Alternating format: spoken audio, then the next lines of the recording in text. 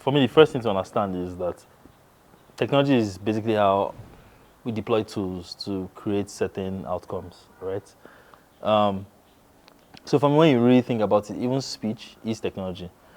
It is, I guess, technology for transmitting information. Language, or more specifically, language is a technology, right? Because we've agreed upon like these words to say that it means these things, and we use that to transmit information. And then, as a society, as a species rather, we figured out that if we wanted to transmit information exactly how it was said or dictated or something, we should write it down, right? And so we started to write on paper, and people had to send out letters. But that did not help with decentralization, right? So somehow some dude named Gutenberg invents the printing press, right? And we are like, oh, okay, this one letter, instead of having this one letter, let's disseminate it 1 million times, right? And someone else comes along and says, oh, this letter that we've disseminated 1 million times, it still costs money to disseminate it. How about we put it on computers, right? And we transmit it. And then someone's like, oh, let's put it online. So I think that fundamentally what's happening is that like the instruments, the tools for transmitting information and ideas and feelings, right? I think the tools are evolving. And while it is important to acknowledge the old formats, because the old formats tell us how they were created, why they were created, in what context in which they were created, they also hold like some context within how they were created. Because with all of this technology, of course, there have been trade-offs, right?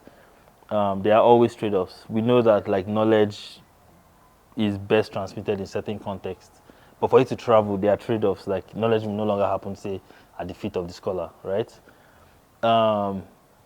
So for me, like what is happening is that like progress is marching forward, and I think it's important to always march forward with progress.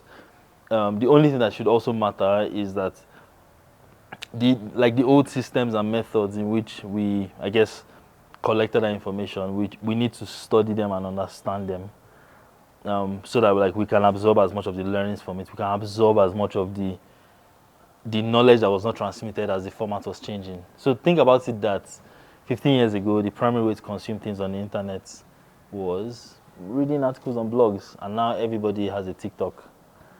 Do you have a TikTok account? Everybody has a TikTok account, right?